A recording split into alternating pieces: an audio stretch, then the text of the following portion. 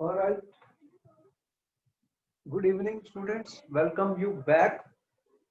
देखो हमारी चल रही है लेक्चर्स पी ब्लॉक एलिमेंट्स के ऊपर और हमने आपको बहुत इम्पोर्टेंट बताए प्रेपरेशन ऑफ नाइट्रिक एसिड और ऑक्सीडाइजिंग जो प्रॉपर्टीज है नाइट्रिक एसिड की बहुत इंपॉर्टेंट है।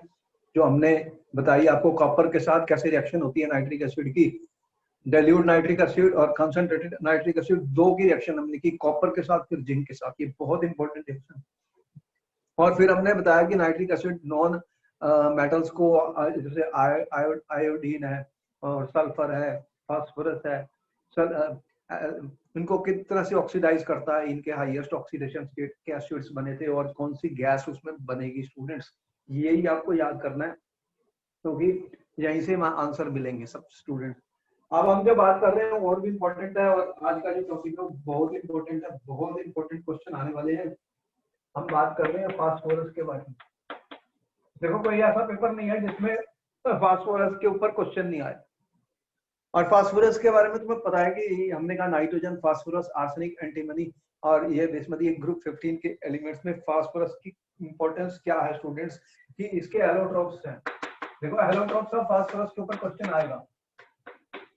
सबसे जो क्वेश्चन बनने जा रहे हैं वो एलोट्रोप्स के ऊपर ही बनने जा रहे हैं, एलोट्रोप्स ऑफ फास्फोरस। यहाँ पे क्वेश्चन पक्का है, पेपर में हर साल आता है क्योंकि इसके एलोट्रोप्स की एप्लीकेशन बहुत ज्यादा है। स्टूडेंट तुम्हें ऑलरेडी पता है कि इसके व्हाइट फास्फोरस का पता है, रेड फास्फोरस का पता है, ब्लैक फास्फोरस भी है। तो ये बहुत इंपॉर्टेंट एलोट्रोप्स हैं फास्फोरस के। और अगर मैं बात करूं व्हाइट फास्फोरस की स्टूडेंट, देखो ये P4 की फॉर्म में आपको पता है फास्फोरस एग्जिस्ट करता है। फास्फोरस की एटॉमिसिटी कितनी है स्टूडेंट? 4। 4 एटम जुड़े हैं एक फास्फोरस के साथ, एटॉमिसिटी 4 है। एटॉमिसिटी क्या है? 4। एटॉमिसिटी में भी क्वेश्चन पूछ चुके हैं कि what is the atomicity of sulphur. तो आप देखिए कि क्वेश्चन कुछ भी आता है, व्हाइट फास्फोरस जो है ये बहुत रिएक्टिव होता है स्टूडेंट, बहुत रिएक्टिव, ये बहुत पॉइजनस है, ये बहुत पॉइजनस है। व्हाइट फास्फोरस बहुत पॉइजनस सब्सटेंस है, इसको खा के डेथ भी हो जाएगी। White phosphorus is very poisonous substance, बहुत रिएक्टिव है। ये इमीडिएटली जो है कैच फायर कर जाएगा, it will immediately catch fire students, it is highly reactive, highly reactive. अब ये इसकी जो सॉल्युबिलिटी है, देखो सॉल्युबिलिटी क्या है फास्फोरस की, ये इनसॉल्युबल है इन H2O, वाटर में इनसॉल्युबल है, और ये सॉल्युबल है, it is soluble in carbon disulphide. ये सारी प्रॉपर्टीज इंपॉर्टेंट है, इसके ऊपर क्वेश्चन पूछे जा चुके हैं। तो इस तरह से फास्फोरस को अगर रखना हो तो इसको वाटर में रख सकते हो, उसको वाटर में स्टोर कर लेते हैं क्योंकि ये अगर 30 से ऊपर डिग्री टेम्परेचर हो गया तो इट विल कैच फायर। तो बहुत रिएक्टिव है, बहुत रिएक्टिव है। It is stored in water, इसको पानी में रखा जा सकता है क्योंकि पानी में ये रिएक्शन नहीं कर रहा, इनसॉल्युबल है। स्टूडेंट आप देख रहे हैं तो ये ट्रांसलूसेंट व्हाइट वैक्सी सॉलिड है, ट्रांसलूसेंट व्हाइट वैक्सी सॉलिड है स्टूडेंट्स। और इंपॉर्टेंट पॉइंट ये क्या है कि ये डार्कनेस में ग्लो करता है। इंपॉर्टेंट पॉइंट है, ग्लो अंधेरे के अंदर चमकता है, चमकता स्टूडेंट एक लाइट एमिट करता है, लाइट एमिट करता है, लाइट एमिट करता है। इसे क्या बोलते हैं? कैमिल्यूमिनेसेंस कहते हैं, इसे कैमिल्यूमिनेसेंस कहते हैं। इंपॉर्टेंट है ये। White phosphorus shows chemiluminescence. Chemi मतलब केमी का मतलब केमिकल की रिएक्शन हुई है, ल्यूमिनेंस मतलब लाइट को एमिट करता है, डार्कनेस में लाइट को एमिट करता है। ये बहुत इंपॉर्टेंट प्रॉपर्टी है student. Why will it emit light in darkness? मैं कह रहा हूँ केमिकल रिएक्शन हो रही है, क्या होती है? ऑक्सीडाइज हो जाता है, ये ऑक्सीडाइज हो जाता है स्टूडेंट, एयर में इसकी ऑक्सीडेशन हो जाती है, तो इसलिए ये कैमिल्यूमिनेसेंस को शो करता है, रेड फास्फोरस नहीं शो करता। व्हाइट की बात कर रहा हूँ, व्हाइट फास्फोरस की बात चल रही है, एरोट्रोप व्हाइट फास्फोरस। तो ये इसकी प्रॉपर्टीज है, ये बहुत रिएक्टिव है स्टूडेंट्स। और ये अगर मैं इसको रिएक्ट कर दूं ये जो है सोडियम हाइड्रोक्साइड के साथ रिएक्शन करता है student, it dissolves in boiling NaOH, it dissolves in boiling NaOH। ये एक इंपॉर्टेंट रिएक्शन है, पेपर में 6-7 बार पूछी जा चुकी है। हर पॉइंट को नोट कर लो, इसको भी नोट कर लो, फिर आगे चलता हूँ, इसको भी नोट कर लो, फिर आगे चलता हूँ। डिवाइड पॉइजनस है, इनसॉल्युबल इन वाटर है, but soluble in carbon disulphide है, केमिलुमिनेसेंस शो करता है, और ये बहुत पॉइजनस है, बहुत पॉइजनस है, बहुत रिएक्टिव है, बहुत रिएक्टिव है। क्यों रिएक्टिव है वो भी हम अभी बताने जा रहे हैं हमको, क्यों रिएक्टिव है स्टूडेंट्स। तो हम कह रहे हैं कि अगर इसको हमने NaOH के साथ रिएक्ट कर दिया स्टूडेंट, बॉयल कर दिया, तो यहाँ पे एक बहुत इंपॉर्टेंट रिएक्शन हो रही है, वाटर भी है इसके अंदर, वाटर भी है स्टूडेंट। तो ये क्या बनाता है, PH3 बनाता है स्टूडेंट्स, और बनाता है NaH2PO2। तो इसको बैलेंस करना है, तो ये कितने हैं यहाँ पर, ये NaOH है, तो इसको 3। तो यहाँ पे क्या गैस बन रही है स्टूडेंट, ये बन रही है फॉस्फीन गैस। ये भी एक पॉइजनस गैस होती है, फॉस्फीन गैस भी पॉइजनस है, फॉस्फीन गैस बन रही है स्टूडेंट। तो ये एक बहुत इंपॉर्टेंट रिएक्शन है, बहुत इंपॉर्टेंट रिएक्शन है, जिसमें कि हमने ये आपको बनाया है NaH2PO2 बनाई है। देखो ये रिएक्शन में अगर हम इसका ऑक्सीडेशन नंबर निकालें तो बहुत इंपॉर्टेंट है, can you find the oxidation number of phosphorus in the reactant and in the product students. Important है ऑक्सीडेशन नंबर। ऑक्सीडेशन नंबर कैसे निकाला जाता है, क्योंकि ये रिएक्शन कोई खास चीज शो करती है, ये रिएक्शन कुछ खास पॉइंट शो करती है।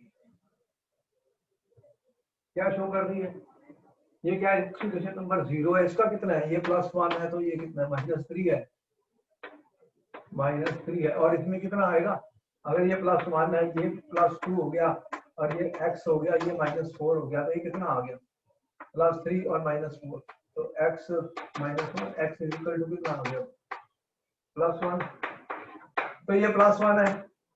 तो देख रहे हो ये फास्फोरस P4 0 ऑक्सीडेशन स्टेट से किस में जा रहा है, PH3 में, इसमें ऑक्सीडेशन नंबर -3 है, और यहाँ पे क्या बन रहा है, NaH2PO2 स्टूडेंट, इसमें कितना है, +1 -3। तो ऐसी रिएक्शंस को क्या कहते हैं स्टूडेंट, बताओ ये किस टाइप की रिएक्शन है, ये बहुत इंपॉर्टेंट क्वेश्चन है। What type of reaction is this, what type of reaction is this student, ये कौन सा टाइप की रिएक्शन है, इस रिएक्शन का नाम बताओ। ये क्वेश्चन आने वाला पेपर में, बहुत इंपॉर्टेंट क्वेश्चन है, what type of reaction is this. ये बहुत इंपॉर्टेंट रिएक्शन है, इसको याद कर लो, अच्छी तरह नोट कर लो, समझ लो, तभी बता रहा हूँ, इसके ऊपर मैं रुक गया हूँ क्योंकि ये पेपर में आ चुका है। What happens when white phosphorus is boiled with sodium hydroxide? It is also a method for the preparation of phosphine gas। PH3 gas भी एक इंपॉर्टेंट गैस होती है, उसका भी कोई ऐसा यूज होता है जो बहुत ज्यादा होता है। तो बताइए कि ऐसा क्यों हुआ, और इसमें इस रिएक्शन का नाम बताइए, इसको क्या बोलते हैं।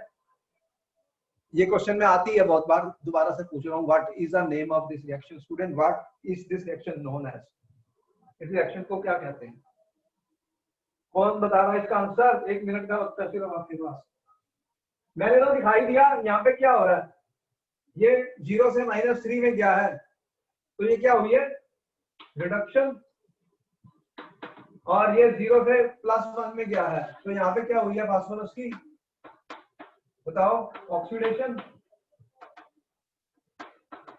तो आपको पता है कि when there is a self oxidation and self reduction, जब सेल्फ ऑक्सीडेशन और एक ही रिएक्शन में एक एलिमेंट की ऑक्सीडेशन और रिडक्शन दोनों हो जाती है स्टूडेंट्स, उस रिएक्शन को क्या बोलते हैं, डिस्प्रपोर्शनेशन रिएक्शन। तो डिस्प्रपोर्शनेशन रिएक्शन का एग्जांपल है स्टूडेंट्स, इसके ऊपर क्वेश्चन आएगा, पूछा जाता है कि एक्सप्लेन द डिस्प्रपोर्शन रिएक्शन। डिस्प्रपोर्शन हो गई, डिसप्रपोर्शन हो गई, एक बार ऑक्सीडाइज हो गया, एक बार रिड्यूस हो गया, सेम रिएक्शन में स्टूडेंट, सेम रिएक्शन। इसको नोट कर लो, इंपॉर्टेंट क्वेश्चन है, इसको नोट कर लो। एक क्वेश्चन बहुत बार आ चुका है, फिर मैंने आपको बता दिया ऐसा क्वेश्चन कोई भी आएगा। इंपॉर्टेंट क्वेश्चन है, इट्स वेरी इंपॉर्टेंट क्वेश्चन, इसको नोट कर लो। नोट कर लिया? बोलो आगे चलूं, मिटाऊं क्या, भी नहीं मिटाऊं? You will tell me. If you are noted I will proceed further. ये इंपॉर्टेंट रिएक्शन थी, मैंने इसके बारे में इसलिए आपको ज्यादा दिमाग लगाया। ऐसी क्वेश्चन आ चुका पेपर में, ये क्वेश्चन पेपर में आ चुका स्टूडेंट। तो आपने ये बताया कि जो व्हाइट फास्फोरस है स्टूडेंट, P4 जो व्हाइट फास्फोरस है, ये हाईली रिएक्टिव है और ये बहुत रिएक्टिव है स्टूडेंट। इमीडिएटली हवा में, एटमॉस्फेयर में नहीं रख सकते, तो इसको it is stored in water, water में इनसॉल्युबल होता है। ये क्वेश्चन भी पूछा जा चुका है, फास्फोरस को किस में स्टोर करते हैं? पानी के अंदर student, and it is found in tetrahedral, it exists as discrete P4 tetrahedral units। तो ये P4 टेट्राहेड्रल होते हैं यूनिट्स में स्टूडेंट, जिसमें ये एग्जिस्ट करता है, तो ये डिस्क्रीट है P4 टेट्राहेड्रल। P4 पार्टिकल्स हैं, P4 टेट्राहेड्रल पार्टिकल्स हैं जो डिस्क्रीट है स्टूडेंट। फास्फोरस की वैलेंसी कितनी है? फास्फोरस कौन से ग्रुप में? 15 है। 15 तीन बॉन्ड बनाता है, 3 बॉन्ड बनाएगा। तो 3 बॉन्ड बनाने के लिए क्या कर रहा हूँ, एक फास्फोरस यहाँ लिखा, एक यहाँ लिखा, एक यहाँ लिखा, ये 4 बन गए। एक बॉन्ड इसके साथ, एक बॉन्ड इसके साथ, 2 है, तो तीसरा इसके साथ कर दो, 3 हो गए। अब हर एक के 3 बॉन्ड बनाने हैं, ये एक इसके साथ, एक इसके साथ, ये लो 2, इसके भी 2 हो गए, और इसके भी 2 हो गए, और इसके भी अब 3। इस तरह से ये स्ट्रक्चर बन गया। ये P4 टेट्राहेड्रल है, ये व्हाइट फास्फोरस का स्ट्रक्चर है स्टूडेंट, नोट कर लो P4 टेट्राहेड्रल। 225 पिकोमीटर का बॉन्ड लेंथ होती है, ये जो बॉन्ड लेंथ है ये 225 पिकोमीटर इसकी लेंथ है।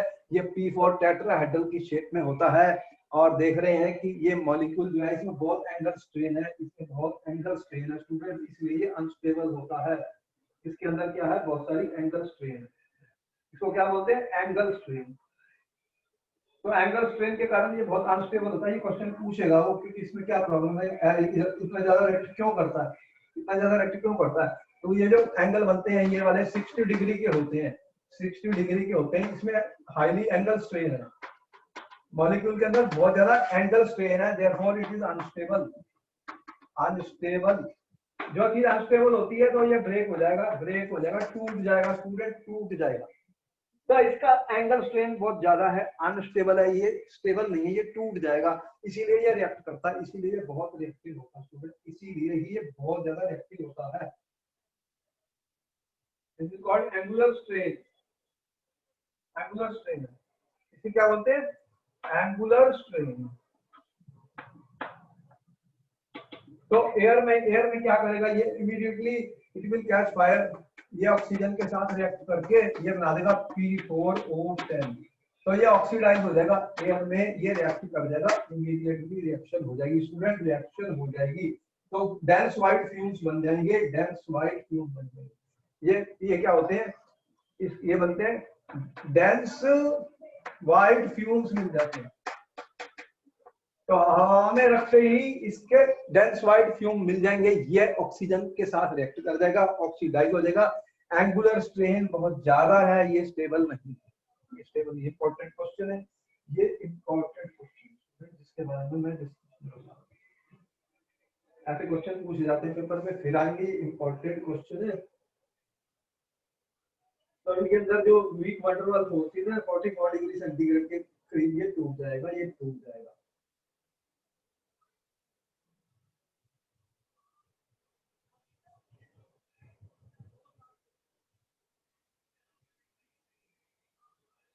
और अराउंड 30 डिग्री के ऊपर ये कैश फायर कर जाएगा और फास्फोरस पेंटॉक्साइड बन जाएंगे, व्हाइट फ्यूम्स बन जाएंगे। देयरफॉर इसीलिए ये केमिकल्यूमिनेसेंस भी शो करता है, इसीलिए मैंने बताया था कि ये केमिकल्यूमिनेसेंस भी शो करता है। White phosphorus shows chemiluminescence because it will immediately get oxidised.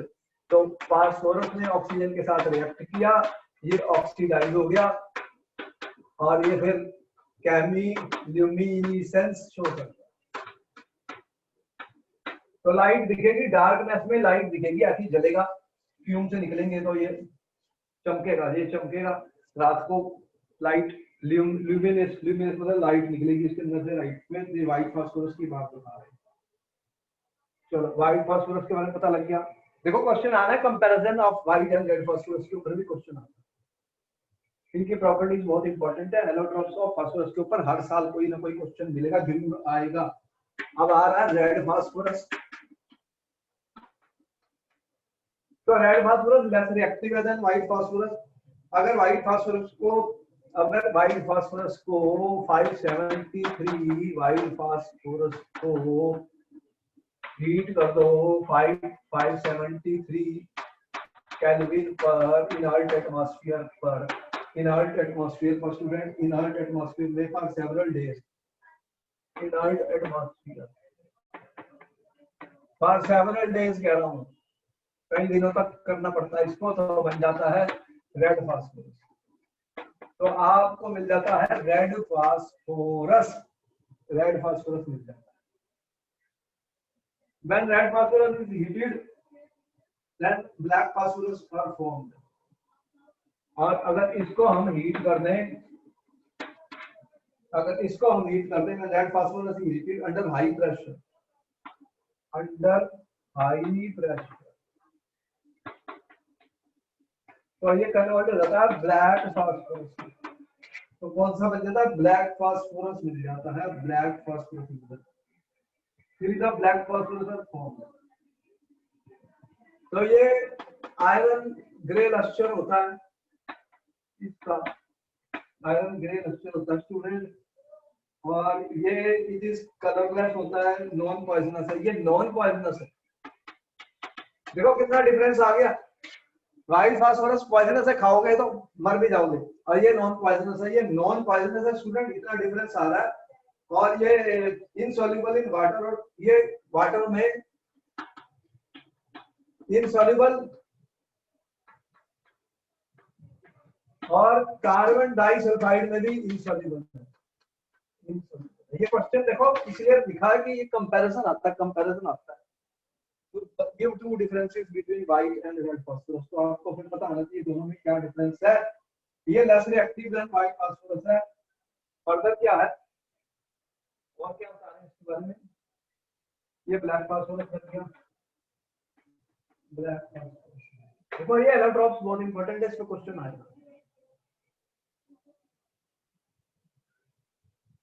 Red phosphorus is less reactive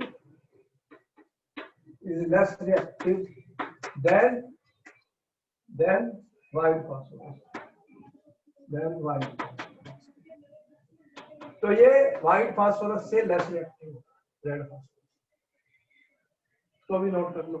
question पूछेगा difference between white and red phosphorus. It does not glow, it does not glow in dark, dark में ये glow नहीं करता, ये chemicals नहीं है, ये difference है। देखो डिफरेंसेस पूछे जा चुके हैं पेपर में, बार बार इसके ऊपर दिमाग लगा रहा हूं, ऊपर बार बार आपको बताया जा रहा है कि इसका जो डिफरेंस क्या है स्टूडेंट। ये ग्लो नहीं करता, ये ग्लो नहीं करता।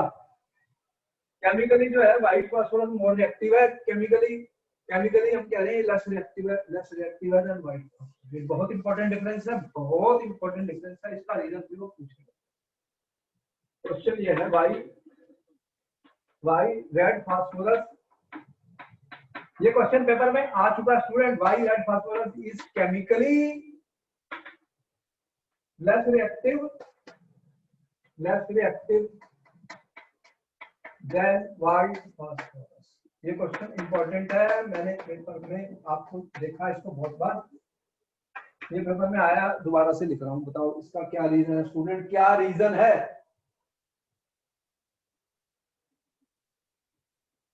कोई स्टूडेंट बता सकता है इसका क्या रीजन है? Why the red phosphorus is less reactive than white phosphorus? देखो व्हाइट फास्फोरस का स्ट्रक्चर में मैंने दिखाया था P4 टेट्राहेड्रल यूनिट्स है, P4 की टेट्राहेड्रल यूनिट्स है स्टूडेंट। P4 की टेट्राहेड्रल यूनिट्स का मतलब ये है कि उसके अंदर एंगुलर स्ट्रेन थी, कितना 60 डिग्री का एंगल बन रहा था, एंगुलर स्ट्रेन थी, वो स्टेबल नहीं था। एंगल के अंदर बड़ी भारी स्ट्रेन थी, वो मॉलिक्यूल एकदम टूट रहा था। ये it exist as polymeric P4 tetrahedral units. ये पॉलीमेरिक स्ट्रक्चर है, इसको बोलते हैं पॉलीमेरिक स्ट्रक्चर। इसका पॉलीमेरिक स्ट्रक्चर है स्टूडेंट्स, ये पॉलीमेरिक स्ट्रक्चर बनाता है, इसलिए ये स्टेबल हो जाता है। पॉलीमेरिक स्ट्रक्चर मतलब कैसे बना, देखो 4 फास्फोरस है, 1 2 3 4, ये बना एक बॉन्ड, एक बना। और ये मैंने तुम्हें बताइए कि 3 बॉन्ड हर फास्फोरस में बनाने, कितने बनाने, 3। यहाँ पे 2 बने, तो ये एक और, यहाँ पे एक और, ये लो ये लो ये लो 3, 1 2 3, ये हो गया, इसके भी 3, इसके भी 3, फिर ये आगे जाएगा। और फिर P लिखो, फिर P लिखो स्टूडेंट, P लिखो, बनाने का तरीका देख लो ये, और फिर इस तरह से चलता जाएगा। ये यूनिट्स आपस में जुड़ते जाएंगे, तो ये स्ट्रक्चर क्या स्ट्रक्चर बन गया स्टूडेंट, ये रेड फास्फोरस का पॉलीमेरिक। तो polymeric P4 tetrahedral link together, इसे क्या बोलते हैं, it is polymeric structure. Polymeric structure, तो इसका कारण ये मोर स्टेबल है देन व्हाइट फास्फोरस। ये क्वेश्चन पूछा गया पेपर में, इसका आंसर भी नोट कर लो। कैसे बनाओगे, देखो मैंने P4 बनाए और आसानी से उसको दिखा दिया।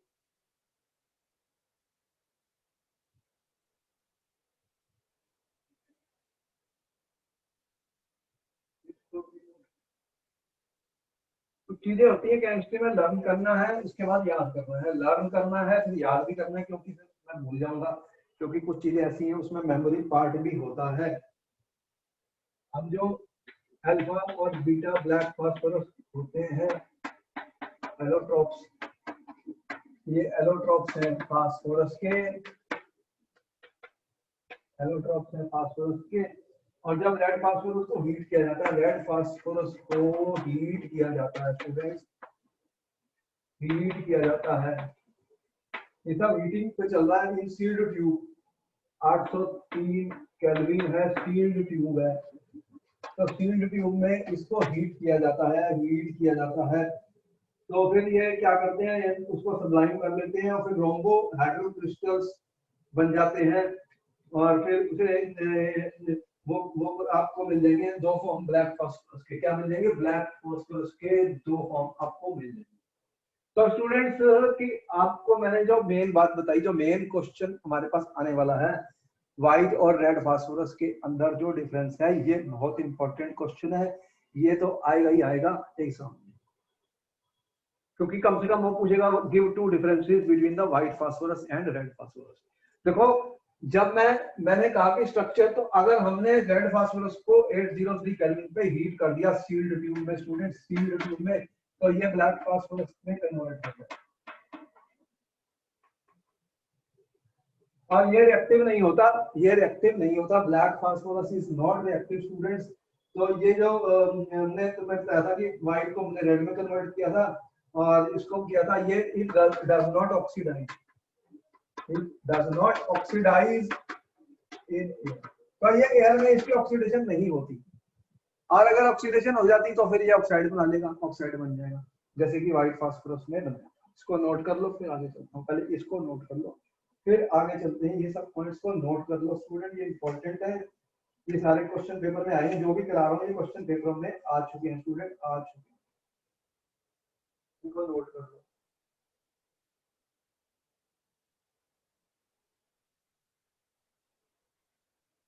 नोट कर लो, ये सारे इंपॉर्टेंट है, यहाँ पर कुछ हमें याद करनी पड़ेगी, रिएक्शन इनको याद करना, हमें याद करना।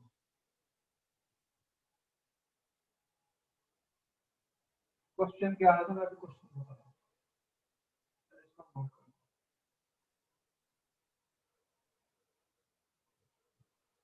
हो गया, अच्छा चलो ठीक है।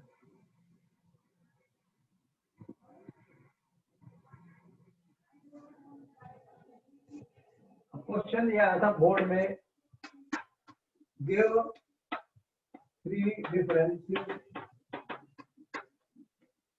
बिटवीन वाइट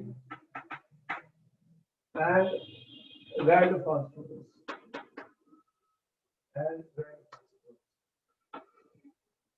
तो 3 डिफरेंसेस बताने हैं व्हाइट और रेड फास्फोरस में स्टूडेंट्स। तो मैंने क्या किया, तो बहुत अच्छा क्वेश्चन है, आपने बनाया टेबल व्हाइट फास्फोरस और यहाँ पे रेड फास्फोरस। देखो जो सबसे इंपॉर्टेंट पॉइंट है हमको जरूर लिखना चाहिए, लेस इंपॉर्टेंट को हम भूल जाते हैं, लेकिन इंपॉर्टेंट पॉइंट इसलिए होते हैं कि वो भी एक क्वेश्चन ही होते हैं। व्हाइट फास्फोरस तुमने कहा है जिस मोस्ट रिएक्टिव, हाईली रिएक्टिव कह रहा हूँ, चलो हाईली रिएक्टिव, हाईली रिएक्टिव है, क्या करेगा, it will catch fire even in the air, air में क्या करेगा, ऑक्सीडाइज हो जाता है, ये ऑक्सीडाइज हो जाता है स्टूडेंट, ऑक्सीडाइज हो जाता है। मैंने बताया था कि फास्फोरस को रखोगे ऑक्सीडाइज हो जाता है हवा में, क्योंकि ये बहुत रिएक्टिव है। क्यों रिएक्टिव है ये भी तुमने बताया था, और ये लेस रिएक्टिव है, लेस रिएक्टिव। एक पॉइंट तो बताइए दोनों का, what is the difference. Second, structure का बहुत इंपॉर्टेंट है, it exists as discrete P4 tetrahedral units। तो इसके अंदर डिस्क्रीट P4 टेट्राहेड्रल यूनिट्स है स्टूडेंट। डिस्क्रीट का मतलब क्या बताया था मैंने, फास्फोरस की वैलेंसी कितनी है। कोई भी चीज है देखो बेसिक पे जाना है, बेसिक पे जाना है, केमिस्ट्री को समझना है, पहले समझूंगा फिर याद करूंगा, समझूंगा फिर याद करूंगा। अब मैं पहले रट्टेबाजी करूंगा तो मैं हो गया पेपर में क्या करूंगा, भूल जाऊंगा। बहुत सारी लर्निंग है केमिस्ट्री में, बहुत सारी प्रैक्टिस चाहिए, क्योंकि रिएक्शंस बहुत ज्यादा हैं स्टूडेंट्स, लेकिन अगर अंडरस्टैंडिंग हो जाएगी तो फिर इजी हो जाएगा। तो P4 है तो फास्फोरस कौन से ग्रुप में है, 15 का मतलब क्या होता है, 15 ग्रुप में 3 इलेक्ट्रॉन चाहिए फास्फोरस को, कोवैलेंसी 3 है, 3 बॉन्ड बनाएगा, 3 बॉन्ड बनाएगा। तो मैंने कहा 3 बॉन्ड बनाओ, टेट्राहेड्रल है, कैसे बनाओगे, एक फास्फोरस 1 और 2 बना गया, ये इसने भी 1 और 2 बनाए, अब इसका तीसरा बॉन्ड कहां से बनेगा, 1 2 है, तीसरा इसको मिला दो तो ये 3 बॉन्ड बन गए, इसके पास 2 है, इसके पास 2, इसको मिला दो तो ये भी 3, तो ये P4 टेट्राहेड्रल यूनिट। कैसे बनाता हूं मैं, P4 टेट्राहेड्रल। लेकिन प्रॉब्लम क्या है, इसके अंदर जो बॉन्ड एंगल स्टूडेंट तुमने देखा, बॉन्ड एंगल ये यहाँ से इसके साथ जुड़ा, ये यहाँ से फास्फोरस, तो इसमें बॉन्ड एंगल देख रहे हो, यहाँ पर जो बॉन्ड एंगल है वो 60 डिग्री का है, तो इसमें एंगुलर स्ट्रेन बहुत ज्यादा है। एंगल की स्ट्रेन ज्यादा है तो वो स्टेबल नहीं है, टूट जाएगा स्टूडेंट। मैं पता है कि कुछ एंगल होते हैं बहुत स्टेबल होते हैं, अगर वो नहीं है, अगर केमिस्ट्री में तुमने देखा होगा साइक्लोहेक्सेन की जो रिंग है, एक मतलब 6 मेंबर्ड रिंग ज्यादा बनती है और उससे कम बनती है तो वो कहते हैं बहुत एंगल स्ट्रेन होता है। इसकी देख रहे हो एंगुलर स्ट्रेन इतनी ज्यादा तो टूट जाता है। और इसके बारे में तुमने क्या बताया, ये लेस रिएक्टिव है क्योंकि ये पॉलीमेरिक स्ट्रक्चर है, इसी का पॉलीमर बन गया, बहुत सारे यूनिट इकट्ठे हो गए। जहां कहीं भी केमिस्ट्री में पॉलीमर बनते हैं, बहुत सारे जो डिस्क्रीट P4 टेट्राहेड्रल यूनिट है वो जुड़ जाएंगे स्टूडेंट, तो वो ज्यादा स्टेबल है, वो फिर लेस रिएक्टिव है, मोर स्टेबल है, उसे जल्दी ऑक्सीडाइज नहीं होगा। इसीलिए ये केमिल्यूमिनेंस था, मैंने कहा था ये केमिल्यूमिनेसेंस है और ये केमिल्यूमिनेसेंस नहीं है। और सॉल्युबिलिटी के बारे में तुम्हें बताया ही गया है कि कौन सा वाटर में सॉल्युबल है और कौन सा वाटर में नहीं है। कार्बन डाइसल्फाइड में व्हाइट फास्फोरस को कहां स्टोर किया जाता है, ये क्वेश्चन भी आता है। बताओ white phosphorus is stored in where, कौन बता रहा है इसका आंसर स्टूडेंट, जल्दी बताओ। व्हाइट फास्फोरस को कैसे स्टोर करोगे, कहां पे रखोगे, हवा में तो ये रिएक्ट कर जाता है। ये क्वेश्चन पेपर में आया था, white phosphorus is stored where, कहां स्टोर होता है, जल्दी बताओ। जैसे सोडियम को तुमने कहा था कि सोडियम को हवा में नहीं रख सकते, सोडियम को पानी में नहीं रख सकते, वो एक्सप्लोड कर जाएगा। तो फिर सोडियम को तुमने कहा कि केरोसिन ऑयल में रखा जाए, एल्कली मेटल की बात कर रहा हूँ। इसको कहाँ रखोगे, व्हाइट फास्फोरस को, व्हाइट फास्फोरस को कहाँ रखोगे, जब ये वाटर में सॉल्युबल है तो वाटर में रख दो, कहाँ रखोगे, it is stored in water. ये इंपॉर्टेंट क्वेश्चन है, बार बार बताता हूँ कोई भी चीज। हमारे लेक्चर्स में क्वेश्चन आंसर बहुत होते हैं जो पेपरों में आ चुके हैं और आते हैं, बार बार कहता हूँ, एक को सोच लो समझ लो। ये क्वेश्चन ही आया था, how is white phosphorus, how is white phosphorus stored. आपने क्या आंसर लिखा था, it is insoluble in water, therefore stored in water। बस हो गया क्वेश्चन, क्वेश्चन तो समझ में आएगा। अगर ये पानी में डिजॉल्व हो जाता फिर भी स्टोर करता है, इसको नहीं करता। चलो ये भी हो गया। अब आ रहे हैं फॉस्फीन गैस के ऊपर क्वेश्चन आएगा। अभी मैंने एक मेथड दिखाया था, फॉस्फीन एक जो है टॉक्सिक गैस है, ये भी एक टॉक्सिक गैस है स्टूडेंट। ये जो है कैल्शियम CA3P2, मैंने कंपाउंड लिखा CA3P2 स्टूडेंट्स। और इसकी अगर मैं हाइड्रोलिसिस कर दूं तो क्या बनेगा, क्या बनेगा? देखो ये क्या कंपाउंड है भाई, कोई बता सकता है स्टूडेंट का नाम बताओ? CA3P2 लिखा है मैंने। अरे अगर मैंने केमिस्ट्री में ये लिख दिया स्टूडेंट, तो कैसे ये क्या है? हर चीज को समझना स्टूडेंट, समझने से तो इजी हो जाएगी, मेरी रिएक्शन आसान हो जाएगी। कैल्शियम की वैलेंसी कितनी होती है स्टूडेंट? 2+। और ये फास्फोरस है, कितनी होगी? 3 × 2 6 है, ये 3 माइनस है, 3 माइनस है। कैसे बनाइए? फास्फोरस की वैलेंसी 3 माइनस है। क्या ग्रुप 15 के एलिमेंट की ऑक्सीडेशन स्टेट्स का मैंने डिस्कस किया था, उसमें बताया था कि -3 भी ऑक्सीडेशन स्टेट होती है, -3 भी ऑक्सीडेशन स्टेट होती है। अब देखो कि जब हम फार्मूला बनाते हैं, कैसे बनाते हैं, 9th में पढ़ा, 10th में पढ़ा, पर 12th वाले लेवल में भी बच्चों से फार्मूले नहीं बन रहे, वो रिएक्शन को समझ नहीं पा रहे स्टूडेंट्स की क्या हो रहा है। तो यहाँ पर देखो, यहाँ पर क्या हो रहा है, मैं कहता हूँ ये लो कैंची चलाओ, ये देखो 3 माइनस है और ये 2 प्लस है, वो 3 माइनस है, ये 2 प्लस है। फार्मूला तब बनेगा जब चार्ज का इक्वल हो जाएंगे, चार्ज टोटल चार्ज फार्मूले में 0 है। तो मैंने इसको 2 से मल्टीप्लाई किया और इसको 3 से मल्टीप्लाई किया, 3 × 2 6 होता है और 2 3 -6 होता है, तो -6 और +6 दोनों को ऐड कर दो तो 0 आएगा। तो इस तरह से हम केमिस्ट्री में फार्मूला बनाते हैं। अब मैं इतना याद करूंगा, बताओ, रट्टेबाजी कर रहे हो स्टूडेंट, रट्टेबाजी कर रहे हो, इसका फार्मूला ही गलत लिख के आए थे स्टूडेंट पेपर में, बोर्ड में, तो फिर क्या आंसर करेंगे वो? फास्फीन की प्रेपरेशन के अंदर ये फार्मूला ही नहीं आता स्टूडेंट को लिखना, तो फार्मूला नहीं आता, फार्मूले की रट्टेबाजी की थी, रट्टेबाजी करेंगे तो हम पेपर नहीं कर सकते। रट्टेबाजी नहीं करनी, लर्न करनी है केमिस्ट्री को, साइंस को लर्न किया जाता है, उसके बाद में याद किया जाता है। मैं ये नहीं कह रहा कि मेमोरी नहीं है, केमिस्ट्री में मेमोरी भी बहुत स्ट्रॉन्ग चाहिए, लेकिन अगर मुझे लर्निंग नहीं हुई तो मेमोरी मेरी वीक थी, मैं भूल जाऊंगा, भूल जाऊंगा। मैं हर चीज के बाद सोचता हूँ, दिमाग में सोचना पड़ता, फिर आंसर करना पड़ता। अगर बिना सोचे आंसर लिखा तो गलती है, पेपर में गलती है भाई। आप देखो कि मेरे पास क्या बनने वाला है, चलो ये समझ में आ गई, ये भी समझ में आ गई। हम क्या कर रहे हैं, सिर्फ डिकोडिंग कर रहे हैं केमिस्ट्री की किताबों की, और कुछ भी नहीं कर रहे हैं। एनसीईआरटी ले लो, बीएससी किताबें ले लो, कुछ भी ले लो, मुझे तो डिकोडिंग करनी है। मुझे किताब सामने रखूंगा, मैं पढ़ूंगा और उसको डिकोड करूंगा। समझे बात को? समझो, मतलब क्वेश्चन जो भी लिखा उसे समझना है, यही मेरा मतलब है। Pay attention to the things I am talking about. अब यहाँ पर ये कह रहा है, ये कैल्शियम हाइड्रोक्साइड बनने वाला है, और ये फास्फोरस कह रहा है ये PI3 बनने वाली है, ये फास्फीन गैस है, ये फास्फीन गैस है स्टूडेंट्स। अब यहाँ पे क्या होगा, कैल्शियम का तो तुमने देख लिया ऐसे है, फास्फोरस का तुमने देख लिया P3 माइनस है, P3 माइनस है, तो यहाँ पर कितने H लगेंगे? ये 3 माइनस है तो कितने लगेंगे? H होता है और OH होता है, H होता है और OH होता है स्टूडेंट, H होता है और OH होता है, ये माइनस होते हैं, ये प्लस होते हैं। तो माइनस वाले किसके पास जाने वाले हैं? कैल्शियम 3 है तो ये 3 के साथ जाएंगे, अरे 3 कैल्शियम ले जाएगा और फिर ये फास्फीन में चले जाएंगे स्टूडेंट्स, तो 3H2 low.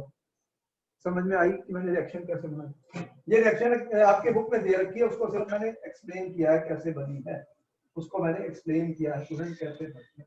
I am giving the preparation of phosphine student, preparation of, important है, इंपॉर्टेंट है, how will we prepare phosphine. और वाटर के लिए मैं HCl भी यूज कर सकता था, CA3P2 और मैंने HCl डाल दिया स्टूडेंट, तो फिर क्या होने वाला है, अब ये कैल्शियम, यहाँ पे कैल्शियम क्लोराइड बन जाएगा और फिर फॉस्फेट, ये भी एक पॉइजनस गैस होती है, पॉइजनस गैस होती है। आपको समझ में आया? नोट कर लीजिए, कोई भी चीज है उसको नोट कर लीजिए। Try to understand the reaction, otherwise it will be difficult to cram them. Cramming बहुत मुश्किल होती है स्टूडेंट, क्रैमिंग बहुत मुश्किल। भाई और रिएक्शन मैंने बताई थी कि जो व्हाइट फास्फोरस है, ये क्वेश्चन कितनी बार आया, when white phosphorus is boiled with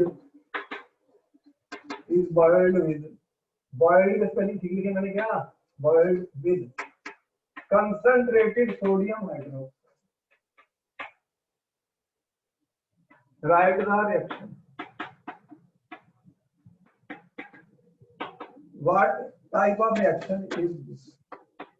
What type of reaction is this? तो बताओ ये कैसी रिएक्शन है, कैसी रिएक्शन है स्टूडेंट। आपको मिलेगा 1 मिनट का समय, उसके बाद मैं बात करता हूँ। 1 मिनट का आपको मिलता है, याद कर लो। व्हाइट फास्फोरस तो ये P4 है, एटॉमिसिटी कितनी है हमारे, ये भी क्वेश्चन आ गया, what is the atomicity of phosphorus, कितने एटम होते हैं एक फास्फोरस में, 4 होते हैं, P4 लिखा है स्टूडेंट, और यहाँ पे सोडियम हाइड्रोक्साइड लिखा है और वाटर भी है स्टूडेंट। तो बताओ क्या बनने वाला है, अब रिएक्शन को कंप्लीट करना है, हमारा काम है। तो आपने कहा जी फॉस्फीन गैस बनानी है, तो फिर क्या क्या बनेगा, Na है, NaH2 है, और क्या बना NaH2PO2, NaH2PO2 बन रहा स्टूडेंट, NaH2PO2। बैलेंस करना तुम्हारा काम है, इसको बैलेंस करो तो 3 लगा देते हैं, चलो 3H2 हो जाता। अब क्या क्या बना, ये 4 था, कितने गए, PH3 बना यहाँ पर, और क्या बना फिर मेरे पास, क्या बना, तुमने इसको बैलेंस करना स्टूडेंट, PH3, तो ये सोडियम 3 है, तो 3 तो लगनी है, 3 फास्फोरस और 1 4 तो हो गए। इस रिएक्शन की खासियत क्या थी मैंने अभी बताई थी, एक बहुत इंपॉर्टेंट रिएक्शन है, बहुत इंपॉर्टेंट रिएक्शन है, एग्जाम में बहुत बार पूछी जा चुकी है। कौन स्टूडेंट बताएगा इस रिएक्शन का क्या नाम, what is the name of this reaction, बताओ इस रिएक्शन को क्या कहते हैं students.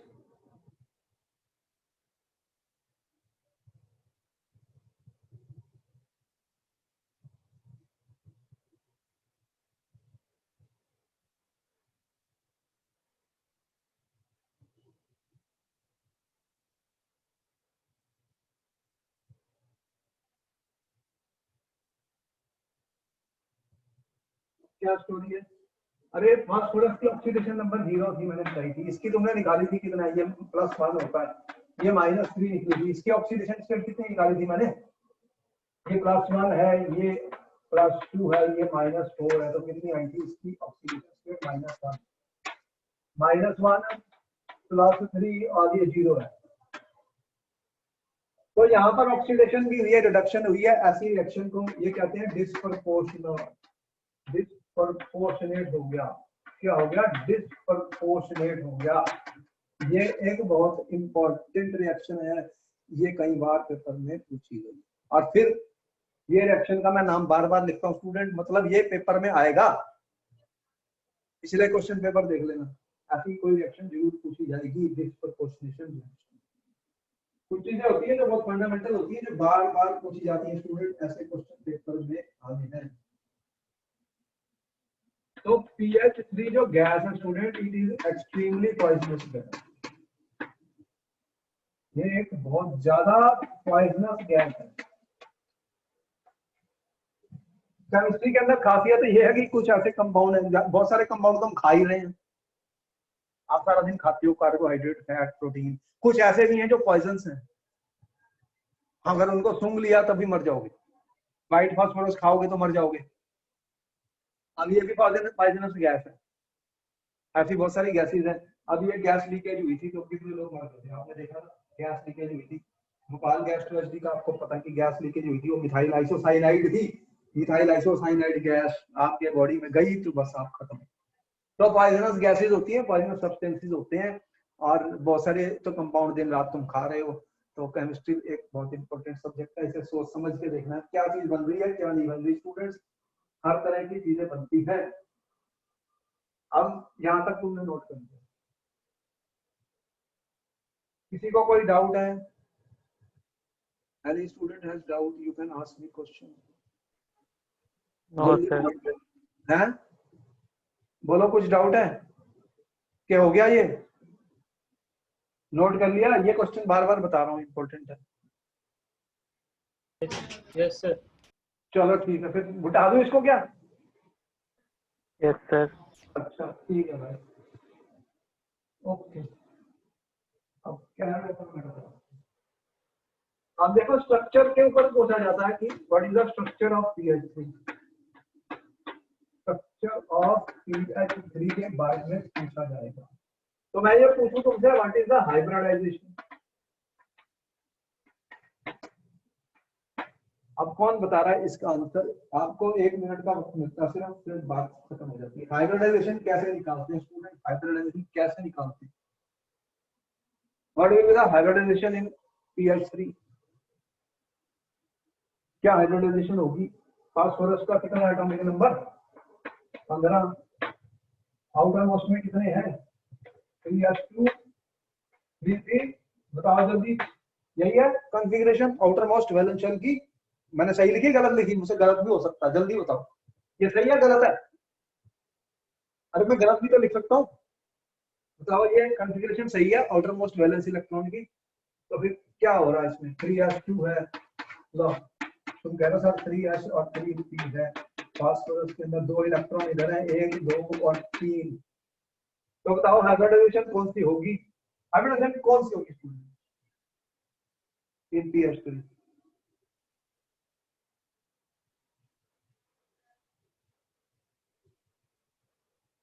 What is the hybridization in pH3? Any student? अरे sp3 हाइब्रिडाइजेशन हो गई।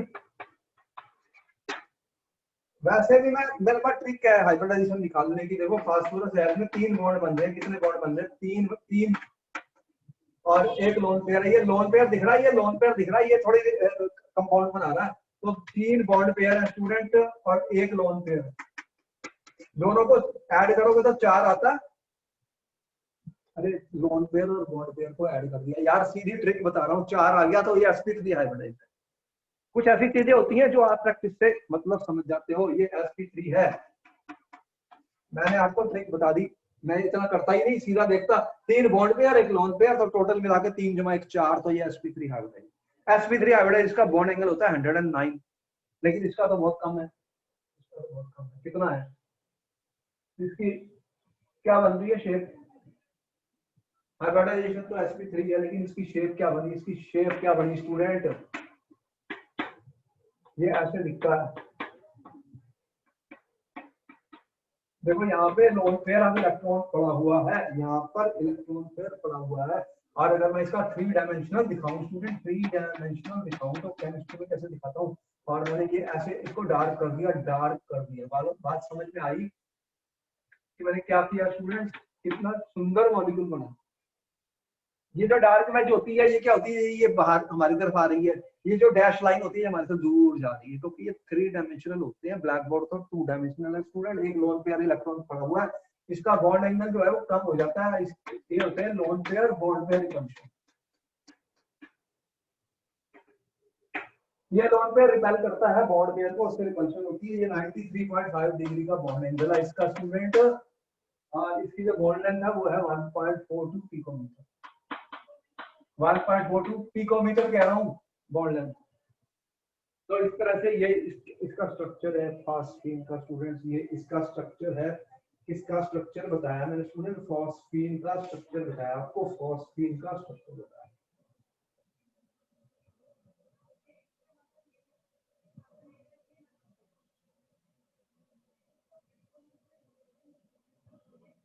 इंपॉर्टेंट बात बता रहा हूँ, इसको नोट करना। अब ये क्योंकि इसके पास लोन पेयर ऑफ इलेक्ट्रॉन है, ये वीक बेस है। लीवियस बेस कौन से होते हैं? जो लोन पेयर ऑफ इलेक्ट्रॉन को डोनेट कर सकते हैं। ऊपर लोन पेयर ऑफ इलेक्ट्रॉन पड़ा हुआ है, इसलिए वीक लीवियस बेस होता है स्टूडेंट। एक वीक लीवियस बेस होता है। ये क्या होता है? वीक लीवियस बेस होता है। और ये ऑक्सीडाइजिंग एजेंट के साथ वायलेंटली रिएक्ट कर जाता है, वायलेंटली रिएक्ट कर जाता है, एक्सप्लोड कर जाता है। क्या करता है? एक्सप्लोड कर जाता है। इसकी एक रिएक्शन इंपॉर्टेंट है जो मैं देख रहा हूँ कि ये जो PS3 है, एक रिएक्शन इंपॉर्टेंट है स्टूडेंट, एक रिएक्शन इंपॉर्टेंट है PS3। ये एक्सप्लोड कर जाता है अगर स्ट्रॉन्ग ऑक्सीडाइजिंग एजेंट्स के साथ मैं इसको रिएक्ट करूंगा, ये एक्सप्लोड कर जाता है।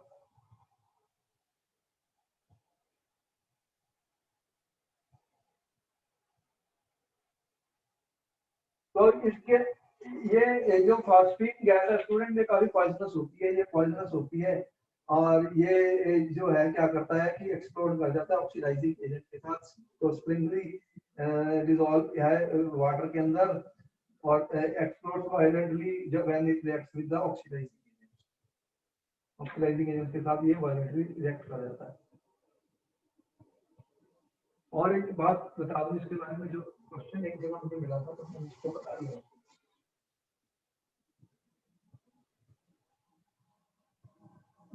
जो फॉस्फीन गैस होती है स्टूडेंट, ये क्या करता है कि ये स्पॉन्टेनियस कंबस्शन जब होती है, स्पॉन्टेनियस कंबस्शन की जब होती है इसकी CH3 की, तो क्या करता है? एक सिग्नल सा मिल जाता है, इसे बोलते हैं होम्स सिग्नल। होम्स सिग्नल की बात कर रहा हूँ। होम सिग्नल्स क्या होते हैं? एक तरीके से स्मोक की स्क्रीन बन जाती है, स्मोक की स्क्रीन बन जाती है, स्मोक स्क्रीन। उसमें हम क्या है, जैसे मैंने तो बताया था, कैल्शियम फॉस्फाइड जो होता है, कैल्शियम कार्बाइड और कैल्शियम फॉस्फाइड, कैल्शियम फॉस्फाइड होता है और एक कैल्शियम कार्बाइड होता है। ये जब वाटर के साथ रिएक्ट कर जाते हैं तो ये बनाते हैं फॉस्फीन CH3 और एक स्मोक सा निकलता है, स्मोक सा निकलता है। क्या निकलता है? स्मोक सा निकलता है पानी के अंदर। देखो जो शिप्स होते हैं नेवी के, समुद्र में जो जाते हैं, उन्हें कोई ना कोई चीज सिग्नल चाहिए, कोई सिग्नल चाहिए, कोई पोर्ट आ रहा है, कोई पोर्ट आ रहा है, सिग्नल के लिए वो इसका यूज कर लेते हैं। कैल्शियम फॉस्फाइड और कैल्शियम कार्बाइड का मिक्सचर होता है, उसको वो किसी वो सिलेंडर में डाल के समुद्र में रख देते हैं। तो उससे क्या होता है? ये गैस निकलती रहती है, ये गैस जब निकलती है फ्यूम से निकलते रहते हैं, फ्यूम एक स्क्रीन सी बन जाती है, स्मोक की स्क्रीन उन्हें दिख जाती है। तो वो एक तरीके से सिग्नल होता है उनके लिए, तो वो वहां जाने के लिए एक सिग्नल मिल जाता है। तो they are thrown in the sea, और वो गैसेस इवॉल्व होती हैं, वो बर्न होती हैं, बर्न होती हैं। जब इवॉल्व गैसेस बर्न होती है तो सिग्नल मिल जाता है, इसे बोलते हैं होम्स सिग्नल, होम सिग्नल। तो ये क्वेश्चन किसी जगह पूछा गया था, इसलिए मैंने आपको डिस्कस कर दिया अभी what is home signal, what is home signal. तो this is the end of the phosphine gas students. तो फिर आज का हमारा लेक्चर यहाँ खत्म हो रहा है, और हमने जो भी आपको बताए हैं इंपॉर्टेंट पॉइंट्स, वो आपको सारे एग्जाम में काफी क्वेश्चन हमने डिस्कस किए। इसमें भी एलोट्रोप्स और फास्फोरस पे क्वेश्चन 100% आएगा, जो हमने सारे क्वेश्चन डिस्कस किए कि कौन सा स्टेबल है, कौन सा रिएक्टिव है, फास्फोरस केमिकल क्या होता है, डिफरेंसेस क्या होते हैं, कैसे बनाते हैं हम व्हाइट से रेड, रेड से ब्लैक फास्फोरस कैसे बनाया, ये सारे रिएक्शंस हमने तुम्हें दिखाई। और तुम्हें मैंने रिएक्शन इंपॉर्टेंट बताई जो डिस्प्रोपोर्शनेशन रिएक्शन है। This has been asked in paper many times. Then okay, good night, I will meet you in my next class, and I always tell you that अब हमारा जो पर्पस है वो तुम्हारे को हेल्प करने का है। आप हमारी जो भी वीडियोस आती हैं उनको शेयर करिए अपने फ्रेंड्स के साथ, अपने स्टूडेंट्स के साथ, और उनको भी बेनिफिट दीजिए। हमारे हर लेक्चर में बहुत सारे क्वेश्चन आंसर्स के जवाब मिलते हैं जो पेपर में आने वाले हैं और आ सकते हैं, इम्पोर्टेंट है। इसलिए मैं बार बार कह रहा हूँ, क्वेश्चन आंसर बहुत आते हैं, जिस तरह के क्वेश्चन आते हैं वो सारे डिस्कस करते हैं। अगर मुझे लगा कि होम सिग्नल पूछा गया तो मैंने वो भी आपको बता दिया, इसलिए पूछा कि ये क्वेश्चन आ चुका है किसी जगह पर। तो इसलिए ये आप अटेंशन दीजिए और आपको बोर्ड में बहुत फायदा होगा। हमारे जितने भी लेक्चर हैं आप उनको देख सकते हैं और उनको सुन सकते हैं, क्योंकि आपको रिकॉर्डिंग मिलती है। तो उनमें हम सारे बोर्ड के क्वेश्चंस जो भी इम्पोर्टेंट हैं उनको हम डिस्कस करते हैं। आप इनको अपने फ्रेंड्स के साथ शेयर भी करिए। Thank you very much, good night, मैं मिलूंगा नेक्स्ट टाइम।